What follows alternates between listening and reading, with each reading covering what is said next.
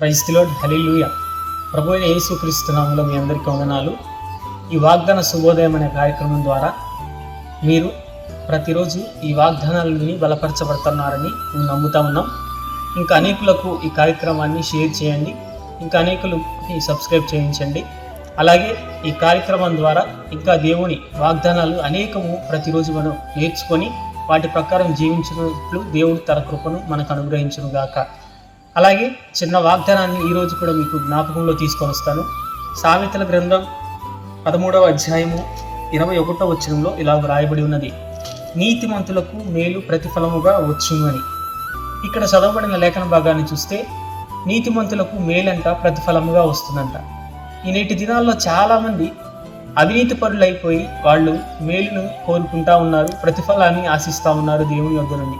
కానీ దేవుడు అంటా ఉన్నాడు, ఒక వ్యక్తికి నేను ప్రతిఫలం ఇవ్వాలంటే మొట్టమొదట ఆ వ్యక్తి నీతిమంతుడిగా ఉండాలని. నీతిమంతుడికి ఇచ్చే మేలు ప్రతిఫలముగా అతని మీదకి వస్తుందని దేవుని యొక్క లేఖనాలు సుస్పష్టంగా తెలియజేయబడతా ఉన్నాయి.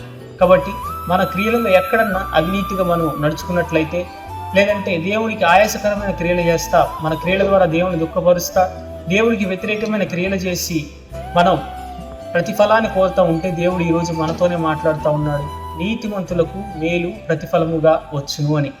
అలాగే బైబిల్ గ్రంథంలో చాలామంది భక్తులు మనం గమనిస్తే, వాళ్ళలో యోసేపు భక్తుని మనం గమనిస్తే, యోసేపు నీతిమంతుడు గనుక అతనున్న చెరలో నుంచి, అతనున్న శోధనలో నుంచి దేవుడు జయాన్ని అనుగ్రహించి మేలుని తనకు ప్రతిఫలముగా దేవుడు అనుగ్రహించాడు. ఇంకా భక్తులు చాలామంది నీతిమంతులై ఉండటాన్ని బట్టి వారికి మేలు అనేది ప్రతిఫలముగా వచ్చింది.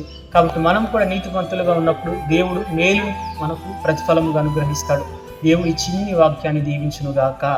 ఆమేన్. వందనాలు.